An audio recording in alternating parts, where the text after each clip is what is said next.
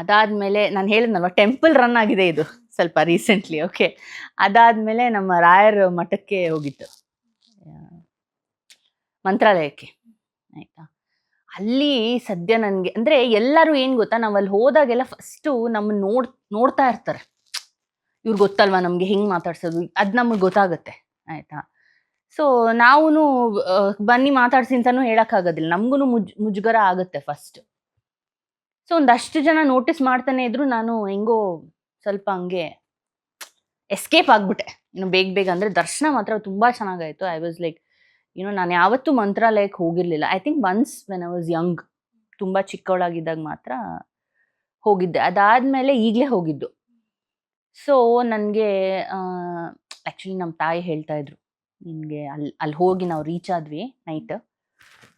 So ಅಲ್ಲಿ ಹೋದರೆ ನಿನಗೆ ಮುಂದೆ ನಿಂತಾಗ ಗೊತ್ತಾಗುತ್ತೆ ಅದೇನಂತ ಒಂದು ಎನರ್ಜಿ ಫೀಲ್ ಆಗುತ್ತೆ. ಅಲ್ಲಿವರೆಗೂ ನಿಂಗೇನು ಗೊತ್ತಾಗಲ್ಲ.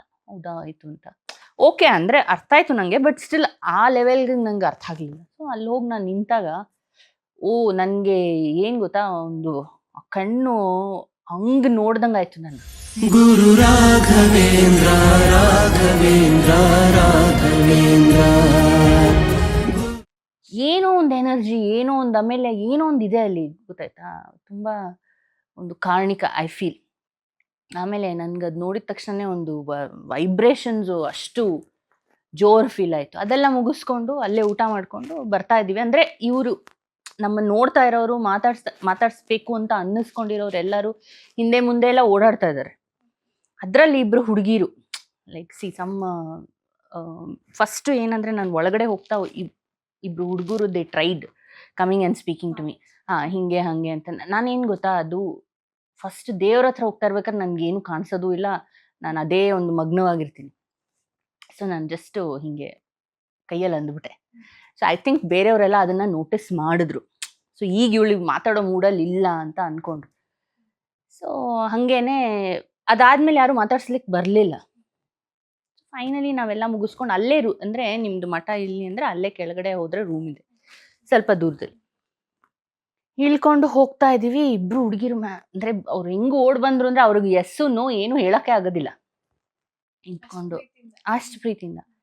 ಆಮೇಲೆ ಇಲ್ಲ ನಿಂತ್ಕೊಳ್ಳಿ, ನೀವು ಫಸ್ಟ್ ಸೀಸನಲ್ಲಿ ಬಂದು ನೀವು ರಿಷಿಕಾ ಅವರು. ಹೌದಮ್ಮ ತಾಯಿ ನನ್ನ ಅವಳೆ ಅಂತ. ಇಲ್ಲ ನೀವು ಯಾಕೆ ಅಲ್ಲಿ ಇಲ್ಲಿ ಎಲ್ಲೂ ಬರ್ತಾ ಇಲ್ಲ ಅಂತ. ಐ ಸೆಡ್ ಇಲ್ಲ, ಹಂಗೇನು ಓಡೋಗ್ಬೇಕಂತೇನಿಲ್ಲ, ನನಗೆ ಸ್ವಲ್ಪ ನಂದು ರಿಕವರಿ ಅದು ಇದು ಬ್ಯುಸಿ ಇದೆ.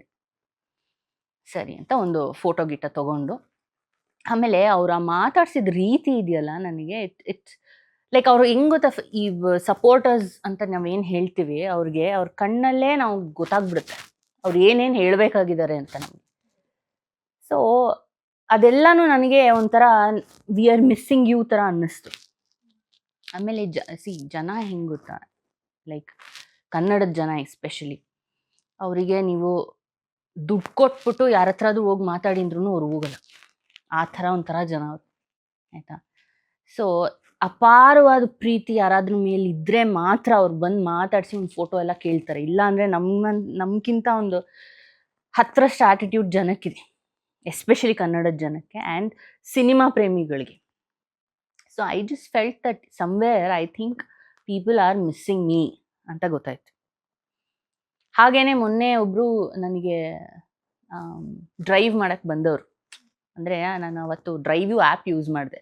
ಬಿಕಾಸ್ ನಮ್ಮ ಮನೆಯಲ್ಲಿ ಡ್ರೈವ್ ಮಾಡೋರೆಲ್ಲ ಅವತ್ತು ಸ್ವಲ್ಪ ಬೇರೆ ಕಡೆ ಕೆಲಸಕ್ಕೆ ಹೋಗಿದ್ರು, ಐ ಥಿಂಕ್ ತಿರುಪತಿಗೋ ಎಲ್ಲೋ ದೇವರು.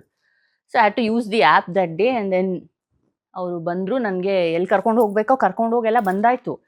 ಅದಾಗಿದ್ದು 1 ವೀಕ್ ನಂತರ ಅವರು ನನಗೆ ಮೆಸೇಜ್ ಮಾಡ್ತಾಯಿದ್ದಾರೆ, ಮೇಡಮ್ ಒಂದು ಕೇಳ್ತೀನಿ, ತಪ್ಪು ತಿಳ್ಕೊಬೇಡಿ ಅಂತ. ಸೊ ನಂದೇ ಹಾಂ ಕೇಳಿ ಅಂತ. ನಾನು ಅವತ್ತು ಡ್ರೈವಿಂಗ್ ಬಂದಿದ್ದೀನಿ, ನೆನಪಿದೆ ಹೇಳಿ ಅಂತ. ಸೊ ಮೇಡಮ್ ನೀವು ರೀಲ್ಸ್ ಎಲ್ಲ ಮಾಡ್ತೀರಲ್ಲ, ಆ್ಯಕ್ಟ್ರೆಸ್ ಅಲ್ವಾ, ಅವರೇ ಅಲ್ವಾ ನೀವು ಅಂತ. ನಾನು I didn't know how to react to it, ಆಯಿತಾ.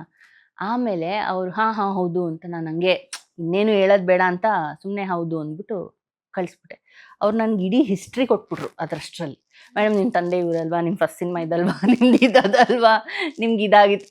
ನನಗೆ ಯಪ್ಪ ಹೆಂಗಾಯಿತು ಅವಾಗ ಅಂತಂದರೆ, I was like trying to maintain some secrecy. ಇಲ್ಲ, ಜನಕ್ಕೆಲ್ಲ ಗೊತ್ತು, ದೇ ನೋ ಎವ್ರಿಥಿಂಗ್.